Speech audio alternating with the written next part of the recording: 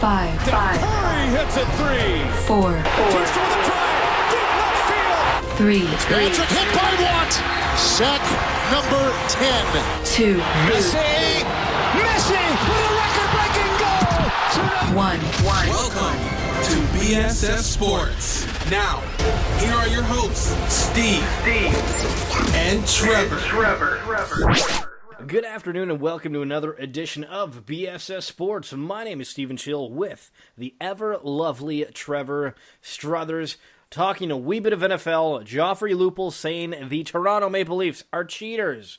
Looking at Cody Bellinger. If you don't know who that guy is, you'll very shortly know who he is. Soccer fans, Ousmane Dembele, supposed to be Barcelona's savior from this Neymar fiasco, no longer the case, and we're going to break down the top 100 NBA players listed by Sports Illustrated. You're listening to 91X Alternative Radio. Now, Trevor, the Denver Broncos beat the Dallas Cowboys 42-17. Denver now goes to 2-0. Last year they were 9-7. Obviously, they're starting off this year on a very strong note. Ezekiel Elliott, however, going for a total of 8 yards on the day. Dude's making mad cash, and he gets 8 yards. This is the NFL. I'm assuming you should at least get 10 when you get a couple of carries, but was it just the Broncos coming out of the back, or was Ezekiel Elliott just not feeling it today? Yeah, I mean, when everybody looks at that Broncos team, you think defense, and it was definitely a good showing from that perspective. How about the offense the Broncos showed, though, in that game? That's the really surprising thing. But Trevor Siemian, 4 touchdown passes. Yeah, my namesake. But back to the defense. I mean, when you think of the Broncos defense, at least for me anyways, you think of that secondary, right, with Talib in the corner, and you think of the secondary, their pass defense first and foremost. But, I mean, yeah, with the play of the defensive line, they really didn't allow Ezekiel Elliott any holes, and so it seemed like as the game went on, they decided to try to keep the ball in the air, and they couldn't find too much success doing that either. No matter how you look at it, this is a huge win for Denver, and you do have to wonder, does this really put Denver back towards maybe finding a way back to the Super Bowl or being there towards the end if they can beat these higher echelon teams like a Dallas Cowboys? And just a note on Trevor Siemian, who is the quarterback for the Broncos, the first one to have those 4 touchdown passes against the Cowboys dating back 4 whole years, or it breaks out to I think 40 games or something. Not great at math, but hey, leave that to the experts of statistics. Joffrey Lupul has a couple of statistics of his own. Everybody bought a Lupul jersey. He was great. He was awesome. Got injured, disappeared, didn't know where the guy was, and now he's out on Instagram saying that the Leafs are cheaters over saying, I think the medical didn't pass or failed. I'm kind of confused on exactly the point on this one.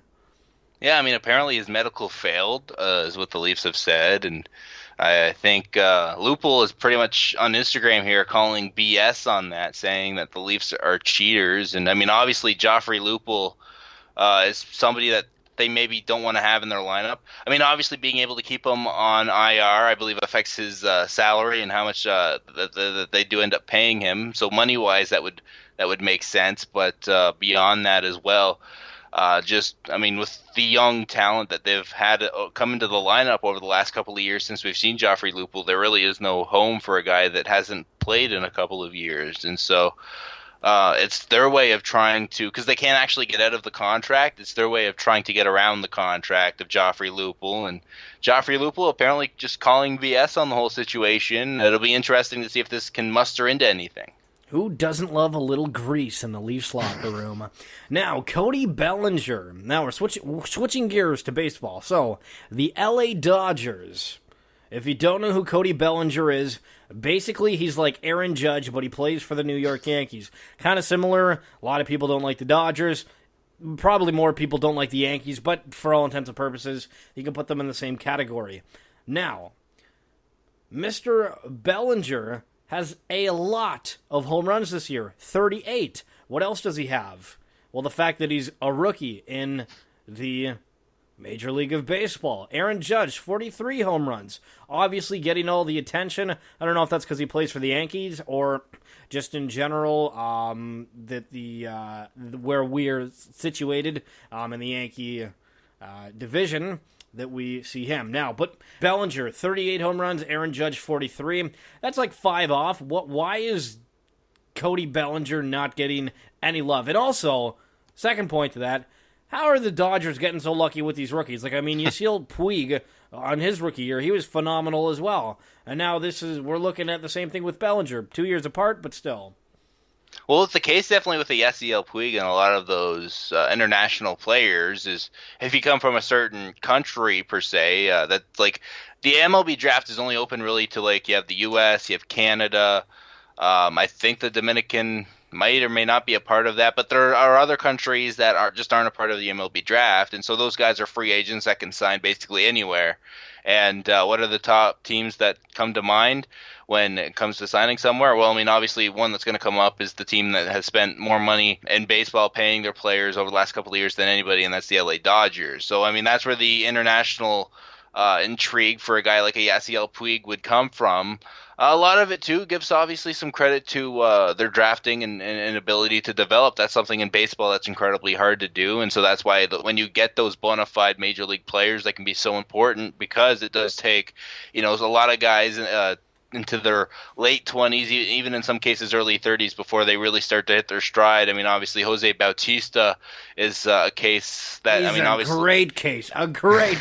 He's the ideal case when you're trying to make this point that, it can take sometimes a guy into their 30s and really getting an opportunity then to actually make something. And not only did he become an everyday major league player, he became one of the best players in the majors. And it was like 2 years because he was brought into the Blue Jays. I think it was 2008 was the year. And 2010 he goes out there as a starter and hits 54 home runs. So, a lot of guys do seem to hit their stride later in the 20s. That's what makes these younger guys, the Bryce Harpers, the Mike Trouts, the Aaron Judges, the Bellingers, all that much bigger if they can go in there as rookies. And I'm not sure of Bellinger's age, but I know Judge is like 24 and Trout is still in his young 20s. Bryce Harper is like 22 or whatever it is.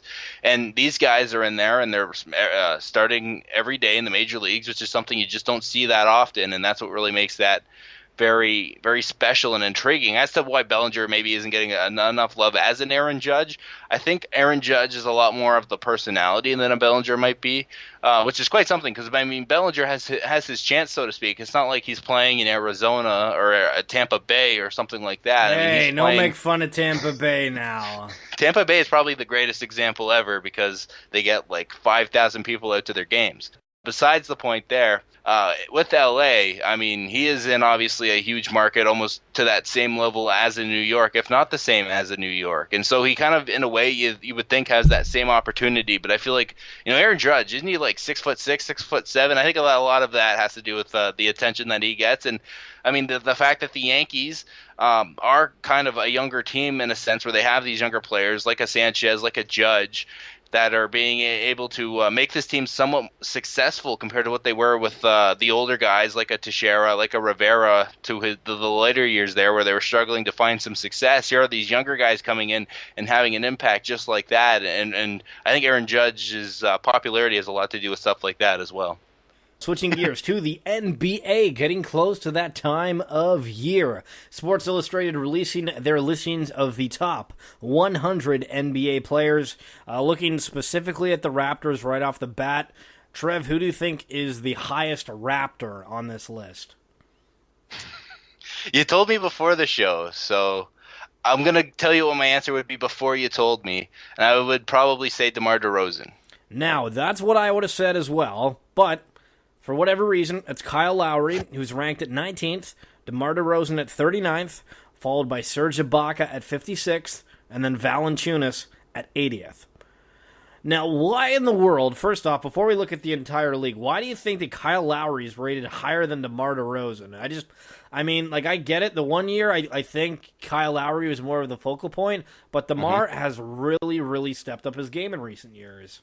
Well, yeah, I mean, no doubt. I would think definitely after the season that just happened, you would think DeMar DeRozan is the star of the basketball team. I haven't seen the rest of the list, but there is a lot of potential maybe that the people that made up this list put a lot more stock into if somebody was a point guard or not, because they are ultimately guys that have the ball in their hands the most and can be the biggest difference makers. So maybe it has something to do with that. But yeah, DeMar DeRozan definitely from this last year is the star on this Raptors team, not so much Kyle Lowry. In fact, fans have kind of turned on Kyle Lowry if they were ever really in favor of him over these last couple of years. And so I'm sure a lot of Raptors fans would be shocked to see Lowry so high and above DeMar DeRozan. Okay, so just going kind of through this list and then getting a little bit more specific with it. Top 10, LeBron James, number 1, followed by Kevin Durant, Stephen Curry, Kawhi Leonard, James Harden, Russell Westbrook, Chris Paul, Anthony Davis, Giannis Antetokounmpo, the Bucks guy,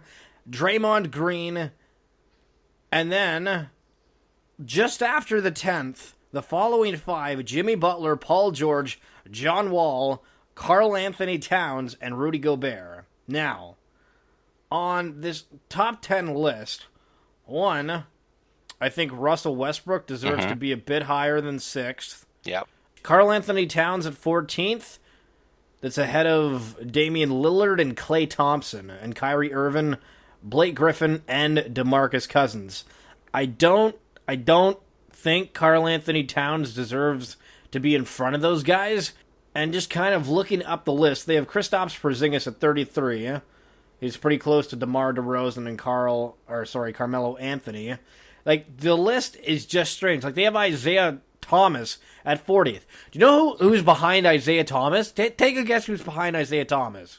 I wouldn't even be able to take a guess and have Joel it be remotely Embiid. close. Joel Embiid is right behind Isaiah Thomas. This list has massive problems. I don't... How is Isaiah Thomas number 1, 40th? And then, secondly, related in the same thing as Joel Embiid. And then, just constantly looking up this list, there's names that you're seeing down the way that just really don't make any sense.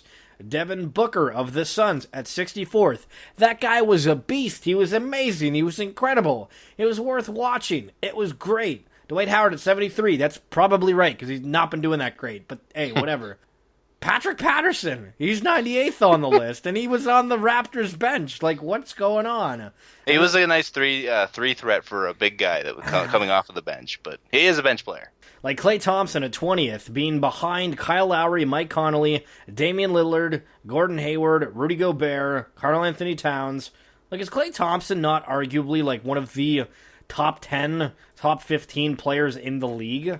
You could probably make the argument for top 15, but I mean, I think for sure he definitely suffers due to the team that he's on. And if he was somewhere else, I think he'd get a lot more respect from a lot of people on lists like this. Because, I mean, obviously, who are two guys that you named that I'm pretty sure in the top 10 from what you read? Steph Curry and Kevin Durant, his teammates, right? So he kind of gets buried, I feel like, behind those guys in terms of the respect and lists like this. Now, if you're going to pick between the two names of Chris Paul and Anthony Davis, who would you pick? I would probably take Anthony Davis. That's what I would too, but of course, Sports Illustrated is not the Steve and Trevor show, or BSS Sports, if you will. I'd probably put more value, though, into bigs that are as talented as an Anthony Davis. And who doesn't like the unibrow? Yeah, you know what? You're not wrong on that one. Now, the only other thing that if we're looking through this list, Hassan Whiteside is on 34th. LaMarcus Aldridge and Al Horford right next to each other. Seems about right. Kevin Love at 26th. I didn't think he was that great last year. But, I mean, Marc Gasol constantly being up there, top 25. Trev, what's your overall take of this list?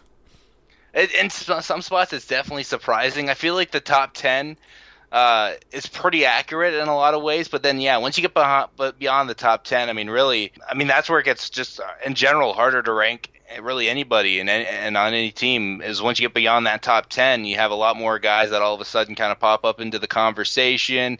And really, when you're ranking guys, there's always people that are going to think guys should be higher, guys should be lower. Really, it's a personal preference that it comes down to. And yeah, once you get outside that top 10, you're moving farther and farther away from those consensus picks. Now that's it for this edition of BSS Sports, but if you want to get excited about this NBA season and for whatever reason you happen to forget, Paul George now plays for the Thunder and Jimmy Butler now plays for the Wolves, so we got that to look forward to. Make sure to like us on Facebook and follow us on Twitter at BSS Sports, archiving all of our works on YouTube at BSS Productions. For Trevor, Struthers, and myself, Stephen Schill, thank you for listening, and we'll catch you next Monday.